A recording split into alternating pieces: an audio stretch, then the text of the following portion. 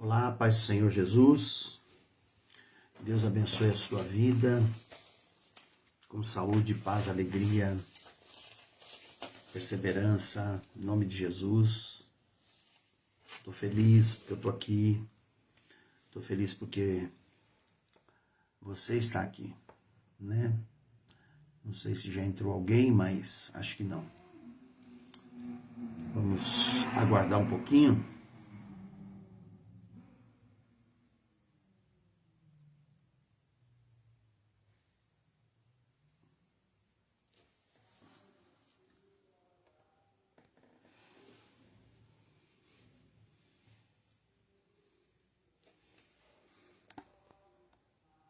Opa, já tem alguém aí? Deus abençoe. Eu vou falar um pouco mais sobre o nosso culto. Ainda bem que eu tenho você, Flor. Só você tá aí.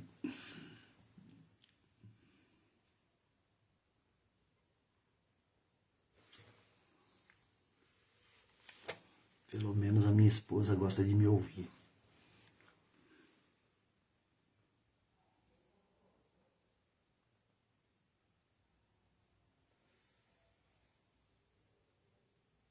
Vamos aguardar.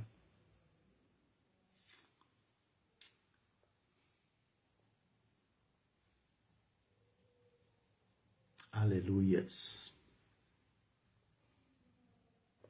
Bendito é o Senhor. É a Janete que está aqui?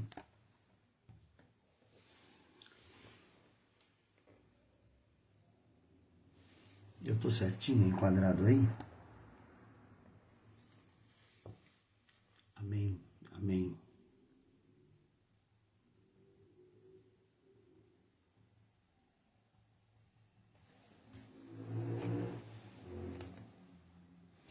Oito e 2.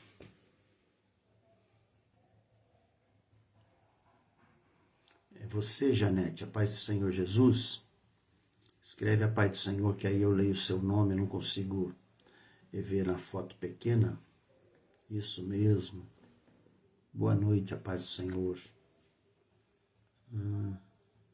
Avisa lá no grupo das mulheres que o culto já começou.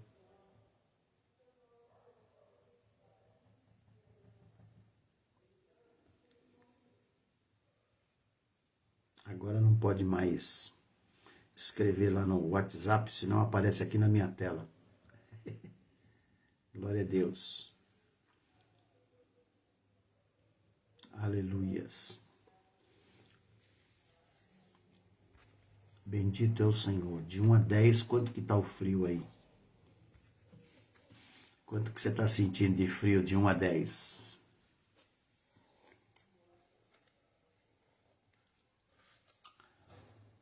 É a Luciana ou a Monique? Quem é que está aí? Eu não sei. Escreve a paz do Senhor aí, você que entrou agora, para eu ler o seu nome.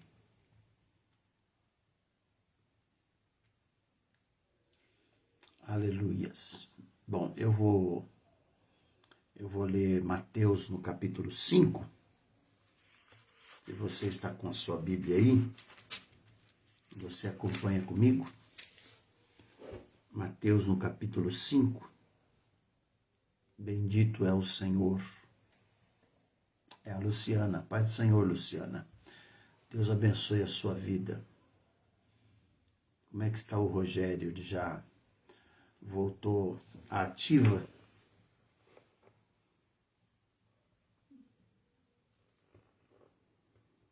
Aleluias. Bom, amém. Vamos começar. Graças a Deus, tem mais uma pessoa aí assistindo, eu não sei quem é, mas Deus abençoe vocês, que o Espírito Santo fale com vocês, abra o seu coração agora, peça a Deus, que Deus fale com você, está precisando de uma palavra. Eu fui num culto esta semana e brincando lá com o pastor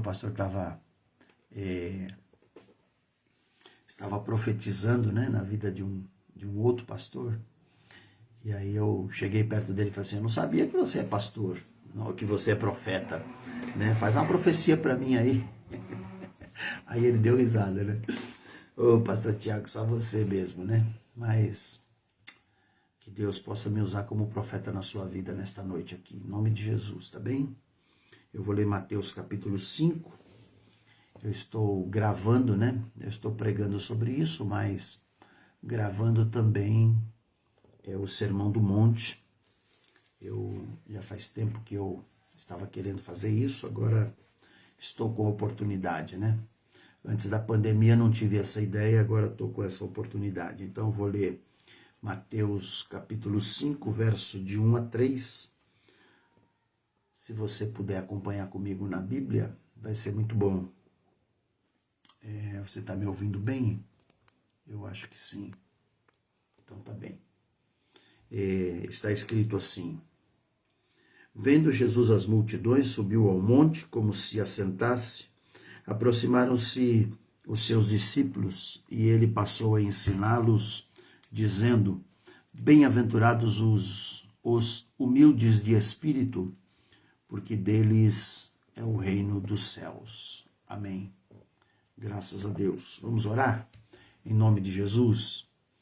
Bendito Deus, eu quero em nome do Senhor glorificar o teu nome, Pai, te agradecer por esta oportunidade que nós temos, Senhor, de nos debruçarmos sobre a tua palavra, ó Deus, meditar na tua palavra, aprender um pouco mais da tua palavra, Senhor. Pai, eu peço agora em nome do Senhor Jesus que o Senhor fale conosco. Nós precisamos tanto ouvir a tua voz, Pai, somos carentes do Senhor, carentes da tua presença, Pai, carentes do teu falar no nosso coração. Deus, eu quero abençoar a vida dos meus irmãos e das minhas irmãs que estão aqui. Manifesta a tua graça sobre eles, Pai. Eu oro em nome de Jesus. Amém. Graças a Deus. Se você escrever o seu nome ou der algum cumprimento ou alguma coisa aqui, eu consigo ler o seu nome. Pela fotografiazinha pequena, não consigo fazer isso. Então, se você puder, faça isso, né? Escreva a Pai do Senhor aí, fale alguma coisa, tá bem? Amém. Glória a Deus pela vida do Rogério, né?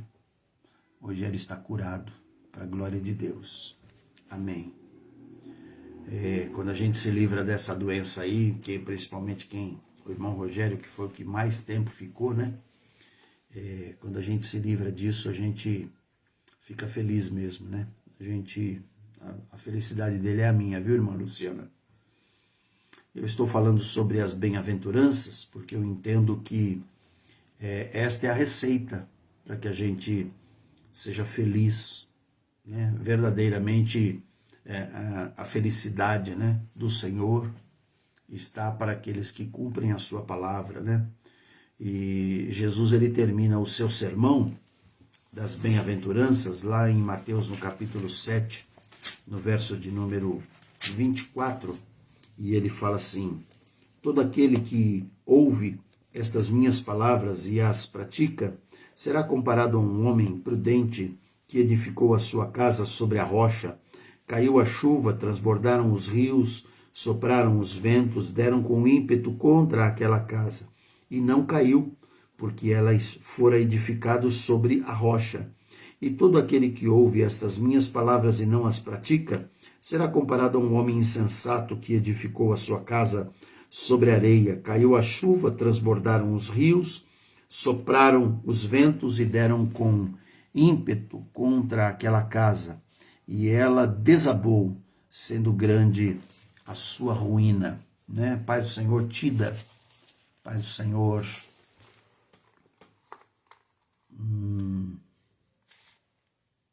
Márcia. É o Márcio. Márcio Moreira. Pai do Senhor, pastor. Deus te abençoe. Então, quando Jesus pregou o Sermão do Monte, ele quando terminou, ele trouxe a palavra a respeito daqueles que ouvem a palavra de Deus e praticam a palavra de Deus, né? Jesus, no livro de Mateus, ele pregou 5 grandes sermões. Então o primeiro é esse sermão eu sempre digo que ele Jesus diz aqui veio. Então se você quer ser um habitante do reino, segue o que está escrito em Mateus, no capítulo 5, 6 e 7. Depois Jesus pregou no capítulo 10 de Mateus a grande comissão, onde ele envia os 12 apóstolos para pregarem o evangelho, e esses 12 apóstolos, eles voltam glorificando a Deus, porque os demônios tinham se sujeitado à vida dele. Depois do capítulo 13, a gente vê Jesus falando sobre o significado do reino. É um outro grande sermão dele, onde ele fala sobre as parábolas, né? No capítulo 18, Jesus ele fala sobre o significado da humildade e do perdão, e depois ele fala sobre, no capítulo 24, uma espécie de um resumo de Mateus, de Apocalipse, onde ele fala sobre o princípio das dores e a vinda do Senhor, como seria a vinda do Senhor. Então, ainda que eu não conheça o seu coração, como você está, eu quero dizer que Deus conhece você. Pai do Senhor, Deus Dete, estou com saudade de você, irmão. Ainda que a gente não saiba, às vezes nós mesmos não sabemos como é o nosso coração, né, irmãos? Mas eu quero dizer que Jesus conhece todos nós. Jesus, ele não conhece as pessoas por atacado, ele conhece as pessoas no particular, né? Então, de uma forma bem prática, Jesus ele expõe como deve ser o comportamento de um habitante do reino, né? Pai do Senhor, Carla, Deus abençoe você, viu? O comportamento de um habitante do céu, ele está bem esmiuçado no capítulo 5, 6 e 7 de Mateus. Eu costumo dizer que é o arroz com feijão na vida do crente, né? Então, nestes 5 sermões, Jesus falou publicamente, e a gente vê um resumo desse sermão em Marcos e Lucas, mas ele tem os mesmos sermões, tem a mesma força, tem a bênção de Deus, né? Onde ele explica como é que tem que viver um habitante do céu. E Jesus começa o seu ministério falando sobre felicidade. Olha que bênção, irmãos. Felizes são aqueles que, né, estão no reino dos céus. O Salmo de capítulo 1, ele diz assim, bem-aventurados, né? Bem-aventurados. Ele começa os Salmos falando sobre as pessoas bem-aventuradas. Então, como temos que fazer para ser felizes? E Jesus não erra, né? Então, se ele disse para você assim, olha, para você ser feliz, você tem que ser humilde de espírito. As pessoas às vezes confundem um pouco essa humildade, né? Então, mas se Jesus falou sobre isso, com certeza ele tem um segredo nisso daí.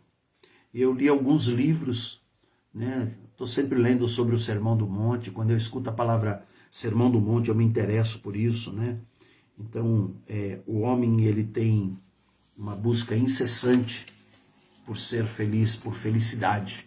Todos nós somos assim, a gente quer ser feliz, e aí a gente pensa em coisas, E lá na faculdade tinha um professor de filosofia que ele falava que os animais, eles já nascem prontos. Então um cavalo, ele vai ser aquilo que a gente já conhece, então vai fazer lá uma micagem ou outra, vai dar um salto, um cachorro vai ser a mesma coisa, às vezes faz aí um carinho, e as pessoas hoje até confundem isso, né? Acham que o cachorro tem sentimentos, ele não tem sentimentos, ele tem instintos, né? E aí, mas se você for prestar atenção, o cachorro está pronto, ele é aquilo. Nós somos os únicos seres, né? O ser humano é o único ser que nasce incompleto, porque ele passa a sua vida inteira buscando algo para ser feliz, buscando uma maneira de ser melhor. E, na verdade, a busca do homem por essa felicidade, na verdade, é a busca por Deus. O homem passa a vida inteira à procura de Deus. E a filosofia diz que o prazer, a felicidade do homem é o fim último do ser humano. Então, o homem está sempre buscando a forma de ser feliz e às vezes ele pensa que encontrou essa forma, né? Agora sim eu vou ser feliz, né? Então, a pergunta em questão não é a busca, e sim aonde nós vamos encontrar a felicidade. Então, nós não necessitamos de coisas, não necessitamos de situações. Na verdade, a gente precisa ter um encontro com Deus. E o grande problema do homem é aonde ele está procurando, né, a verdadeira felicidade. Nós estamos nos contentando com muito pouco, né, com coisas passageiras, com coisas que não nos levam à presença de Deus. E às vezes a gente confunde isso, porque a partir da hora em que nós temos um encontro verdadeiro com Deus, todas as outras coisas passam a ser secundárias, né? Então nós vivemos um tempo de urgências. A internet fez com que nós nos tornássemos pessoas urgentes. A gente está sempre querendo alguma coisa para ontem. A gente está sempre querendo alguma coisa, nos tornamos pessoas imediatistas, né? Então nós queremos a cura do Covid. Primeiro a gente queria isso, agora a gente quer a vacina, né? Qual que é a vacina certa? Qual que é a fórmula certa para nós voltarmos à vida que tínhamos? Antes nós reclamávamos que não tínhamos tempo. Agora nós temos tempo, né? E a gente não tinha tempo para nada e agora a gente tem. A gente tem tempo. A gente tem que valorizar esse tempo que temos, separando um tempo com Deus, estando um tempo com o Senhor. Quando falamos com Deus, tem uma frase que diz que é assim: se trabalhamos, trabalhamos, se oramos, Deus trabalha. Então, precisamos nos conscientizar de que um tempo com Deus é primordial na vida do crente. E se você ler todo o Sermão do Monte, 5, 6 e 7 de Mateus, você vai ver que Jesus ele nos ensina como orar e como fazer para orar, né? E Santo Agostinho era um padre que viveu no ano 354 depois de Cristo, né? E depois ele se converteu, aceitou o batismo e ele tem mais de 150 livros escritos desde aquela época. Então, ele diz assim: se tu nos criaste para ti, para o louvor da tua glória, não encontraremos descanso enquanto não te encontrarmos. Então, se fomos criados para ter um encontro com Deus, a nossa alma nunca mais vai descansar enquanto a gente não encontrar com Deus, né? Então a felicidade não está nas coisas externas, mas ela está na realidade, ela está nas coisas internas.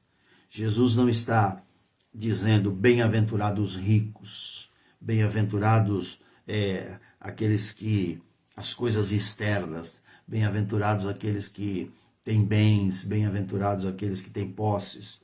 Nós não podemos preencher os anseios da nossa alma buscando coisas passageiras.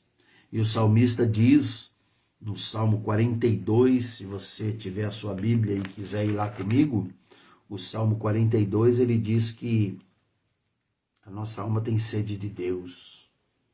É isso. Salmo 42. 1 e 2 diz assim: como suspira a corça pelas correntes de águas, assim por ti, ó Deus, suspira a minha alma. A minha alma tem sede de Deus, do Deus vivo. Quando eu irei e me verei perante a face de Deus? Aleluias, né? Então nós temos essa sede, e é uma sede insaciável, é uma sede que muitas vezes frustra as pessoas. Enquanto a pessoa não encontra com Deus, ela é uma pessoa frustrada. Então nós temos sede de Deus. Sacia a tua sede na presença do Senhor. Amém? Apesar de muitas pessoas lutarem para galgar posições importantes na sociedade.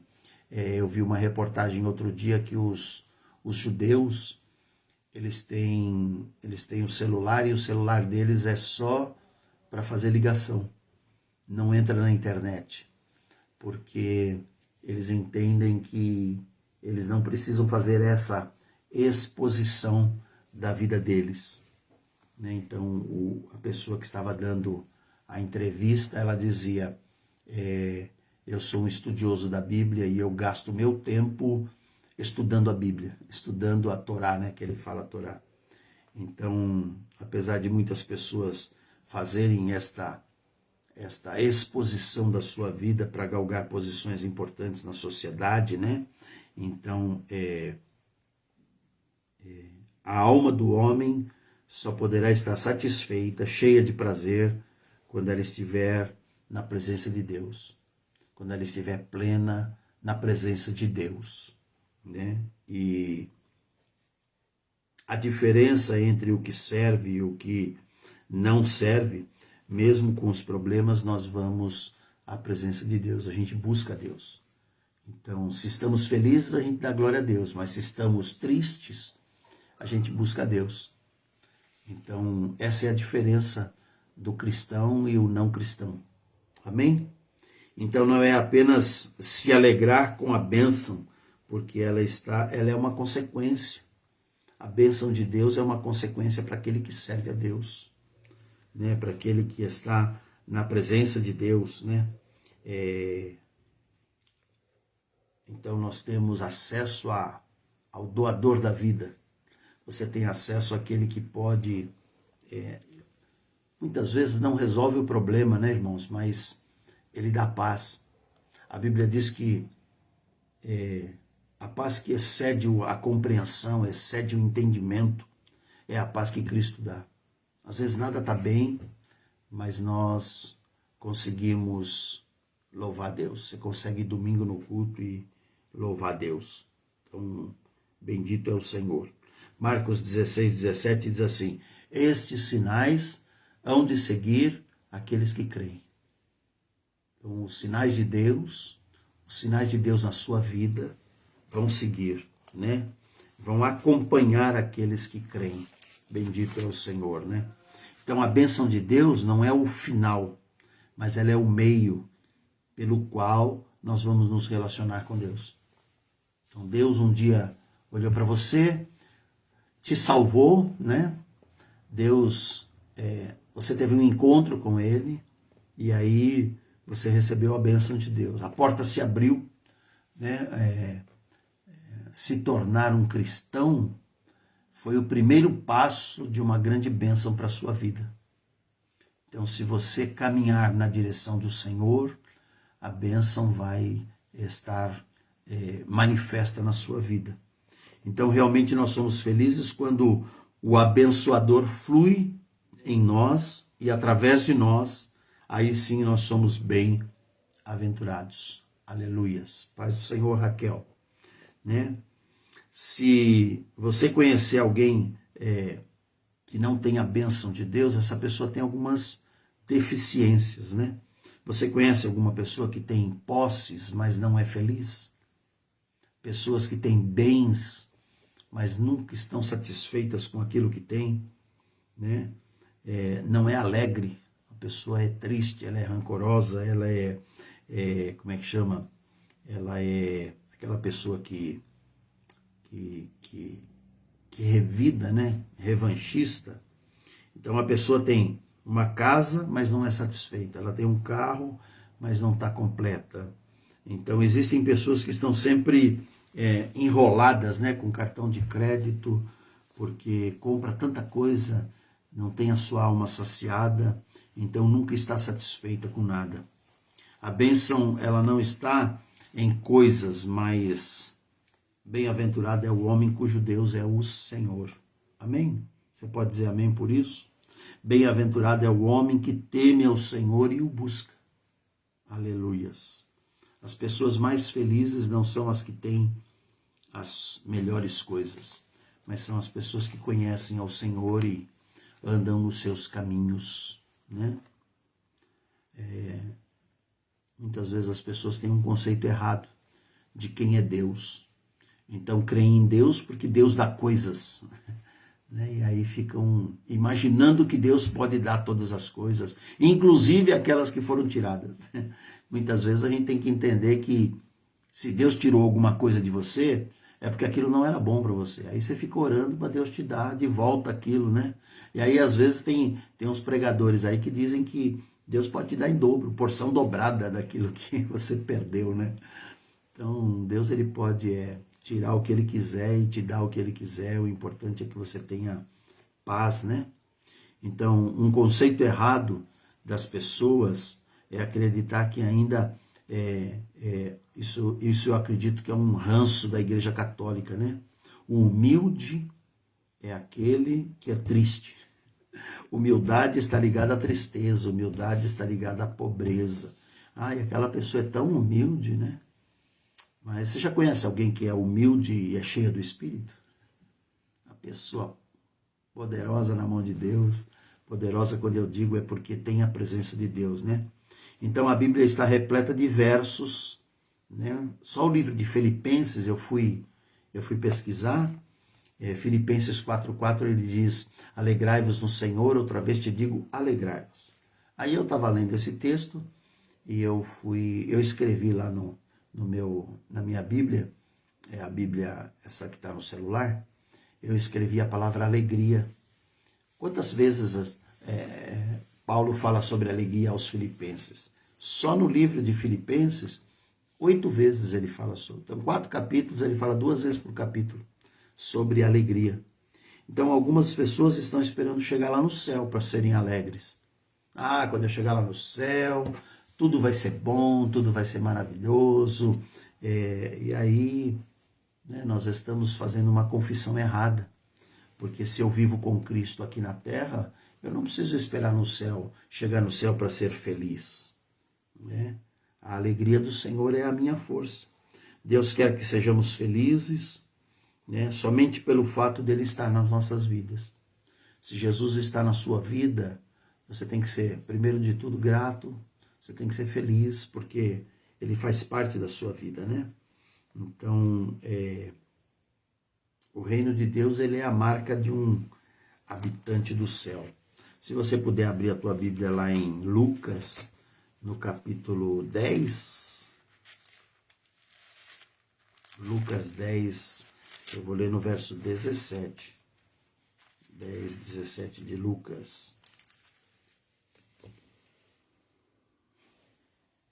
Lucas 10. Está escrito assim: então regressaram, é o sermão é o terceiro sermão de Jesus, né? Regressaram possuídos de grande alegria, dizendo: Senhor, os próprios demônios se nos submetem pelo teu nome. Mas ele lhe disse: eu via Satanás caindo dos céus como um relâmpago. Eis aí que vos dei autoridade para pisar de serpentes e escorpiões e sobre todo o poder do inimigo, e nada, absolutamente, vos causará dano.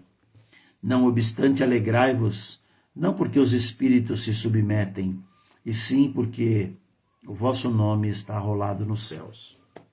Então, a alegria de termos o Senhor e de termos a certeza de que vamos estar eternamente com o Senhor, isso só já é o suficiente, né? Então o reino de Deus é a marca do habitante dos céus.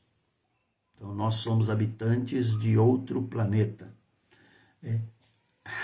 A NASA fica procurando ETs, né? Extraterrestres. Nós somos os extraterrestres dessa terra aqui.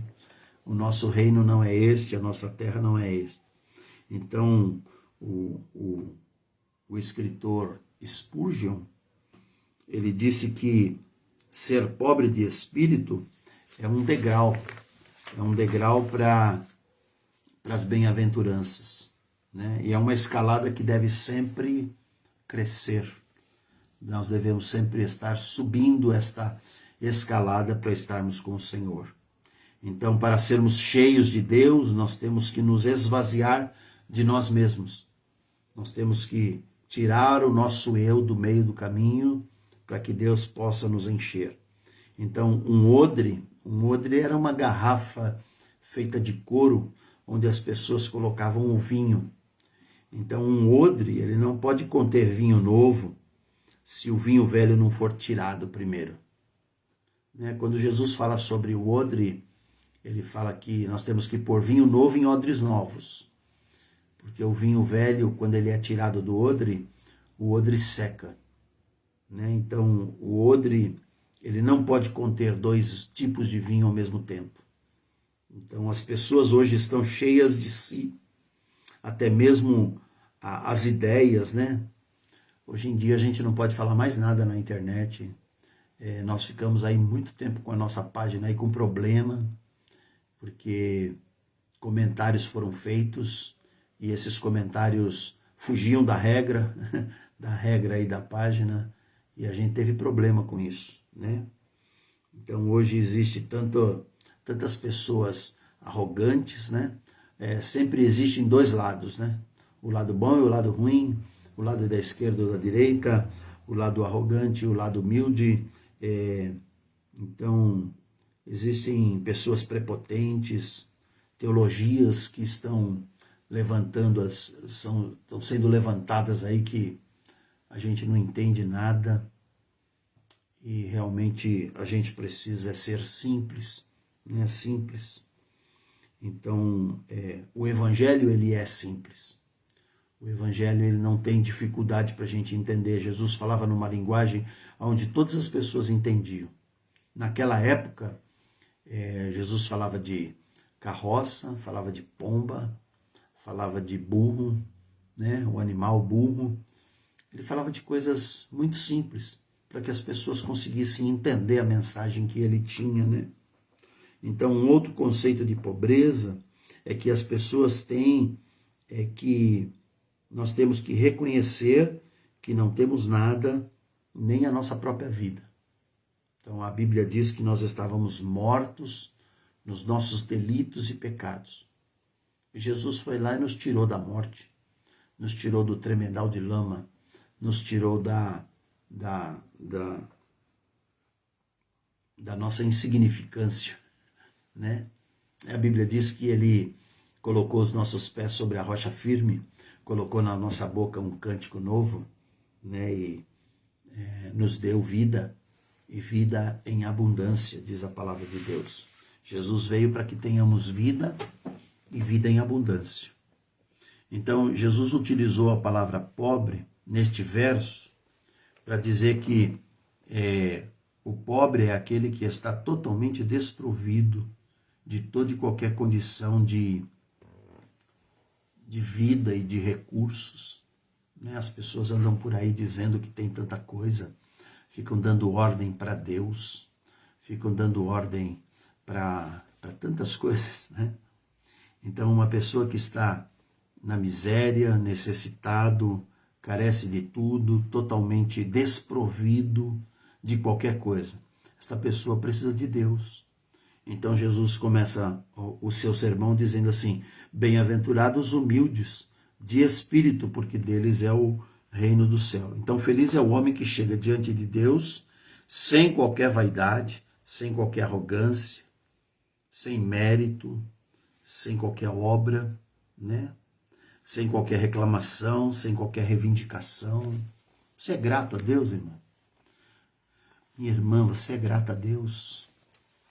Quando a gente se depara com a situação de estarmos diante da nossa morte, da nossa morte física, aí a gente para pensar e entender que Deus, ele é tudo na nossa vida, Então, nós não temos o que reivindicar, a não ser a misericórdia de Deus. E foi bem isso que aconteceu comigo. Quando eu li, eu tô baseando o meu sermão, eu não sei se ele vai aparecer do jeito certo, mas estudos do Sermão do Monte. Então, quando eu li isso, que a gente tem que pedir somente a misericórdia de Deus, e realmente a misericórdia de Deus é a causa de nós não sermos consumidos. né? Sou eternamente grato a Deus pela sua bênção e misericórdia.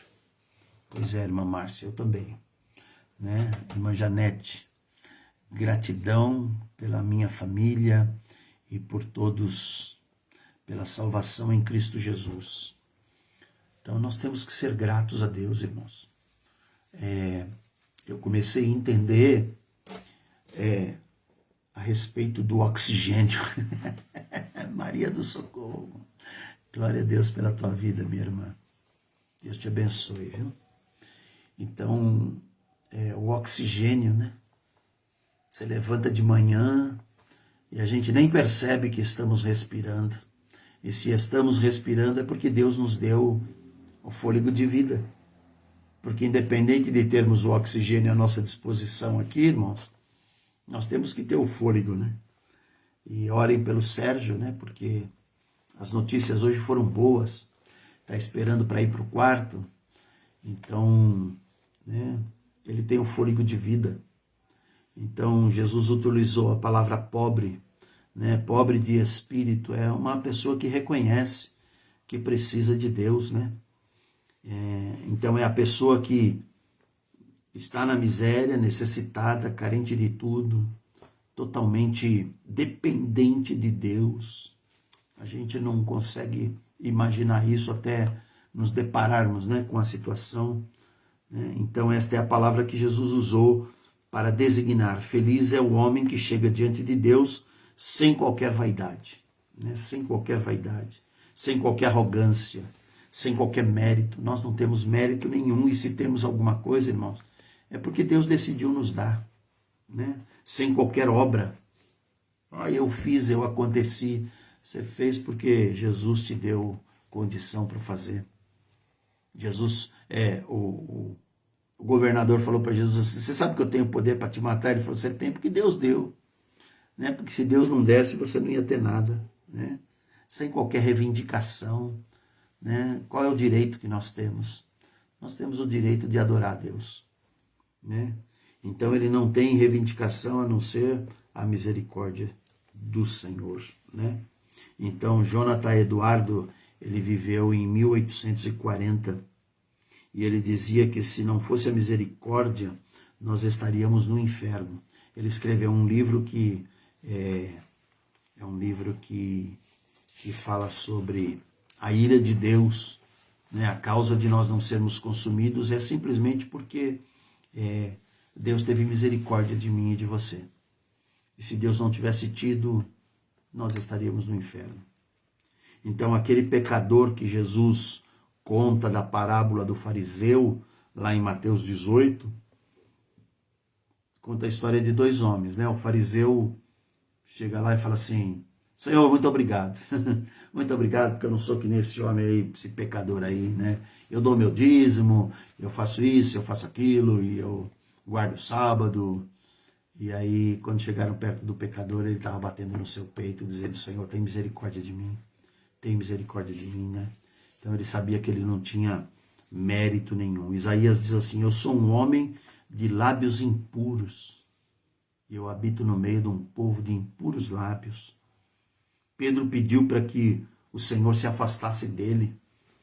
Pedro estava pescando e aí Jesus vai lá e fala assim, lança a rede de novo. E ele fala assim, passamos a noite toda aí, mas sob a tua palavra eu vou lançar. E aí quando os peixes vêm, Pedro olha para Jesus e diz assim, quem é o Senhor? Se afasta de mim, eu sou pecador. Né? E as pessoas ficam achando que tem direito de tanta coisa, né? Por que nós devemos ser pobres de espírito? Né? Porque senão não teremos herança. A Bíblia diz que a herança do pobre de espírito é o reino dos céus. E aí a gente fica lutando, né? Porque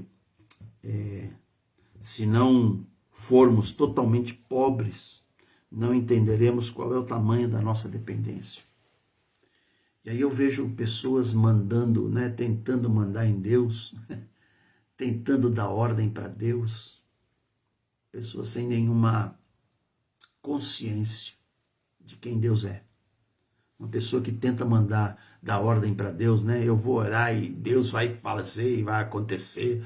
É como se alguma coisa acontecesse sem a vontade de Deus. Às vezes Deus tem misericórdia porque a vontade dele é soberana, então a pessoa fala desse jeito e Deus vai lá e faz, não porque a pessoa mandou, mas por causa da misericórdia que ele tem pelas nossas vidas. Então, por que as pessoas não procuram Jesus? Porque não tem a devida importância, né? Jesus não é tão importante quanto, né, quanto elas entendem que seja, né? Elas estão encantadas com coisas, com dinheiro, com posição social, com títulos. Hoje eu vejo tanta gente preocupada com título, né? E alguns com posição social, deleites, né? Outros com a sua própria justiça, acham que são certinhos e aí não dão a importância para Jesus. Né? Se tem algum bem, é porque trabalhou, não porque Jesus deu, né? Então, a não ser que nós reconheçamos que somos mendigos, né? Como mendigos, né? Jesus nunca terá nunca será precioso para nós. Então, quando eu falo mendigo, é o mendigo lá do fariseu, né? Se nós não entendermos que nós temos que precisar e buscar a misericórdia de Deus, né? Então, a parábola do homem que encontrou a grande pérola, né? Encontrou a pérola de grande valor.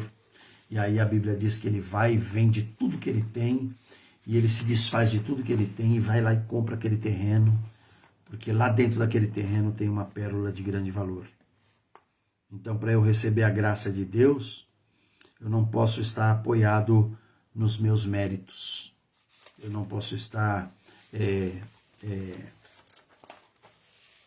esperando, né, que a minha sabedoria, que a minha influência, que a minha importância é maior do que a presença de Deus na minha vida. Então nós precisamos, em primeiro lugar, nos arrepender dos nossos pecados. Nós precisamos clamar ao Senhor para que Deus nos perdoe, precisamos querer, né, ser perdoados por Deus. Eu vou terminar a minha fala com o livro de Atos, no capítulo 2, verso de número 38. Pedro se levanta no meio deles todos, e eles dizem assim: vocês mataram o autor da vida, né? Vocês crucificaram a Jesus, né? E agora, hoje ele está à destra de Deus, né? Sentado à destra de Deus, e ele vai julgar, né? E aí a Bíblia diz assim no verso 37, que eles ouvindo estas coisas, 2:37 de Atos, ouvindo essas coisas, o coração deles se quebrantou, né? Compungiu-se-lhe o coração, e eles perguntaram a Pedro: o que nós devemos fazer, né? O que faremos, irmãos? Né? E Pedro se levanta e responde: arrependa-se cada um e seja batizado em nome do Senhor para a remissão dos vossos pecados, e aí vocês vão receber o Espírito Santo. E o Espírito Santo, irmãos, ele foi recebido no dia em que você aceitou Jesus. Quando você recebeu Jesus, você recebeu o Espírito Santo no seu coração. E durante muito tempo eu fiquei perguntando isso para Deus. Falei: nossa, mas tem tanta gente que, né, deliberadamente se levanta contra Deus, e essa pessoa tem o Espírito Santo. Deliberadamente ela vive em pecado e ela tem o Espírito Santo.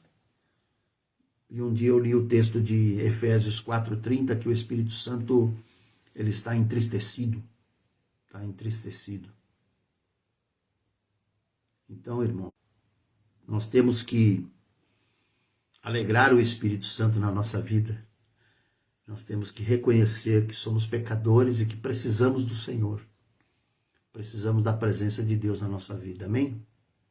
Eu queria te convidar para a gente orar, para a gente clamar a Deus, para a gente buscar a presença de Deus, para você buscar a humildade do Senhor, reconhecendo que você precisa dele, que sem ele você não é nada.